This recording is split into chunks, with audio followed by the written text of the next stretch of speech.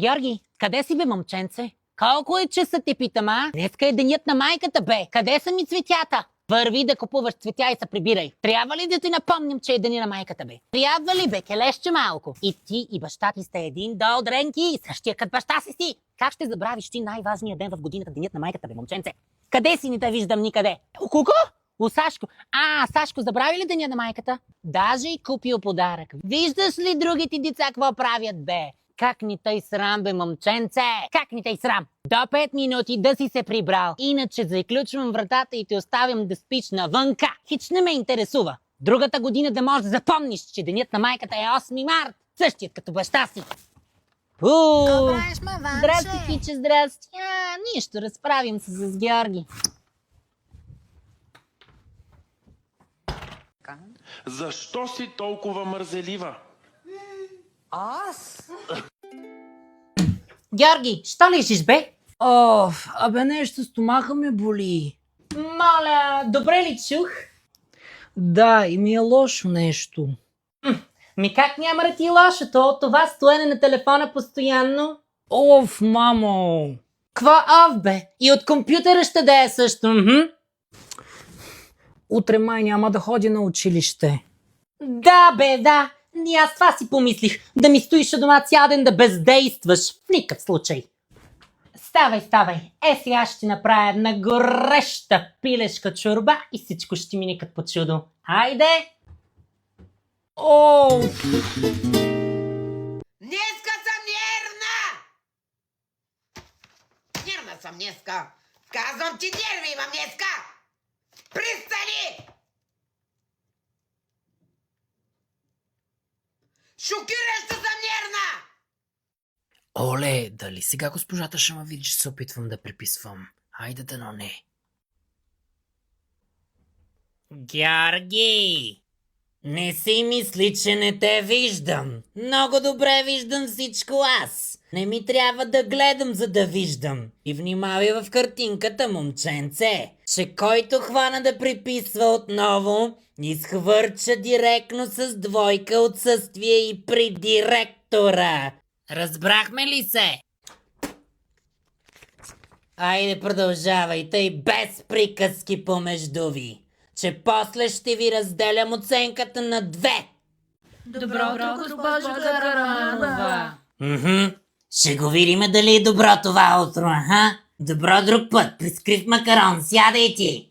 Айди край с приказките. Приказките в междучасието. Не виждате ли, че преподавател стои пред вас, Багабонти с багабонти. Айде без приказки. Георги и Анастасия на последните чинове. Ей, сега ще ви пуста 5 минутка, Ще ви се стъжди картинката набързо. До 12 съм проверявала тестове. Защо проверявах изобщо? То двойка, след двойка, след двойка, след двойка. И тук там е някой друга тройка. Анастасия, идвай да раздаваш, да връщаш тестовете. Айде! Днеска ще ви препитам набързо, да? Анастасия, заминавай и раздавай тестовете. Какво ма гледаш? Така, записвайте нови урок. Без приказки на последните чинове, че ще ви се случи случка. Няма да повтарям. Нито съм зверокрутител, нито съм някакъв тука. Няма да се разберем с вас, да? Карате ме да бъчуват в отсрещната стая. Утре ще ме приказват заради вас. Записвайте. Горно-тракийска низина. Катерина и Анастасия да си затворят плювалниците. След малко ще изхвърчите от стаята. С по една двойка, по една забележка и с по едно отсъствие. Няма да се разправим само с вас. За какво ме взехте, бе? За какво ме взехте? Момиченца, аз какво се занимавам с вас? Я въдете по един лист. Тест неща по някой друг час, не е при мен. Айде, въдете по един лист, хич не ме интересува. Госпожо, аз нямам лист. Нямаш лист, ти да не си ми дошъл на гости тука, бе. Айде, вземай този лист и пиши. Ти си крайно невъзпитан елемент с хиляди претенции. Човек, който навън няма кой да си хвърля плюнката върху него, благодарение на лошия му характер. Си сам. Грамотна, учена, възпитана и накрая си се изхендрила. Показала си се. покажи ми твоите тайни неща. После целувай тихо в нощта. Дай покажи ми твоите номера. После да изгориш с мен отново. Дай покажи ми твоите тайни неща. Два пъти наляво, чек, чек. Три пъти надясно, чек, чек, чек. Мой ще си накрая, ще те наиграя. Пак ще се опаря, чек, чек, чек. Ти си моята балерина. Балерина капучина. Ало, Снежа, чуваш ли ме? Да, а ти дали ме чуваш? Какво правиш, ма жена? Шамия чини тука, че Борислав пак е нацепотил здравата. О, и аз те, че моя Георги знаеш го. Ми ти с какво шумиеш, бе? Как с какво? С Фейри Макс Пауър и с вода от чешмата. Какво съвпадение. Ами давай тогава да видим коя ще ги измие по-бързо. Ами добре, която ги измие последна, ще черпи в сладкарницата. Оставям те на високо говорител, да знаеш.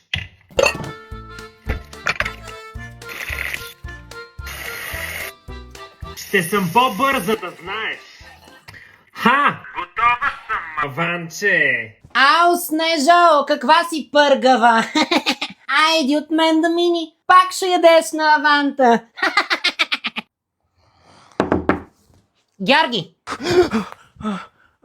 Айде ставай, бе, момченце, ще се успиш баш за първия учебен ден. Добре, идвам. Ваканцията вече свърши. Да се вкарваш малко орелси, че ще видиш ти. Айде до 5 минути да си се оправил да слизаш. Айде бе, Георги, стига се тутка като народна песен. Мамо, ти ще идваш ли с мен? Моля, та ти вече си мъж за женене, бе. Какво да правя с тебе, да ти носа раницата ли? Хващай си рейса и заминавай. Стига глизоти! Чакай, да ти подлея първа вода, че ще имаш нужда. Пред мене, тръгвай. Айде. 3, 2, 1. Нищо ти няма, 1-2 капки, тръгвай. Най-накрая, бе, най-накрая. Ей, от кога го чакам тоя първи учебен ден, бе, от кога? Георги, я излиза от водата, че е много студено. Няма само с теб да се разправим. Няма, стига. Ще ми се разболееш, утре няма да купувам аз лекарства, пари нямам за лекарства.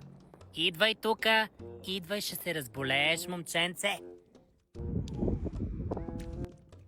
Георги, стига си бутал мизерните тука глупости по земята, бе, момченце, ще си пиптиш устата и после ще ми се разболееш. Няма само с теб да се разправям, бе, момченце. Мълчи, не ми се отговаряй. Лигля, същият като баща си. Не ма гледай.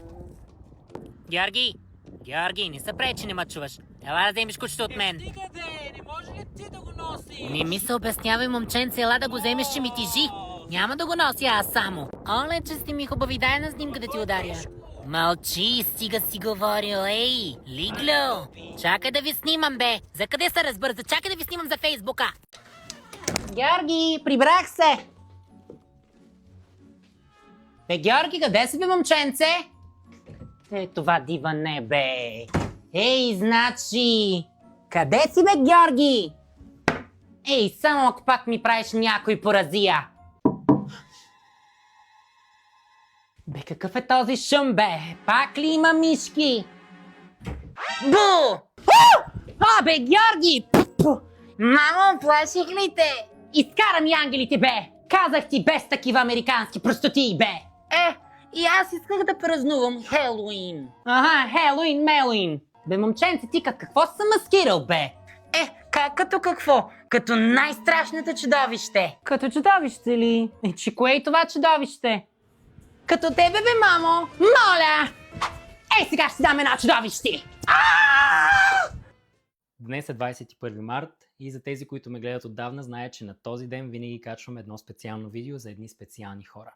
21 март е Международният ден за хората с синдром на Даун, а и също така един специален ден за моят брат Боби, който също е с синдром на Даун. На този ден винаги се включвам в едно уникално предизвикателство и една уникална кампания на Фондация Живот с синдром на Даун, като обуваме шарени чорапи в чест на тези хора. Хората с синдром на Даун са цветни хора, така че шарените чорапи резонират прекрасно с тяхната истинска същност. Така че в днешното видео ви събрах една малка компилация от най-запомнящите се и забавни моменти с брат ми Боби, които сме снимали в интернет. Като по този начин искам да ви покажа каква забавна, лъчезарна и цветна личност е той. Аз приемам хората с синдром на Даун, приемете ги и вие. Тъй като знам, че Боби гледа със сигурност, Боби, това видео е за тебе. Аз съм Боби Колев. Що менен, Гача Пич и Ло Колев. Кучаните, царевицата. Кой ти любимия певец? Наш коментатор, Кондо. Кондю. Аз също. Следващия въпрос, би ли написал книга? Аз бих написал книга за брат ми. Аз не. Нещо ме съмнява, че искаш да ти купя май. Да, че. Ти тиктокър ли си? Да. От кога? Не малко. От преди малко. Това е новата ни песен. Точно така, която се казва Две лица. Не, Адис Хабиби. Какво искаш да кажеш на всички, които ни гледат? Обичате. Да се обичат.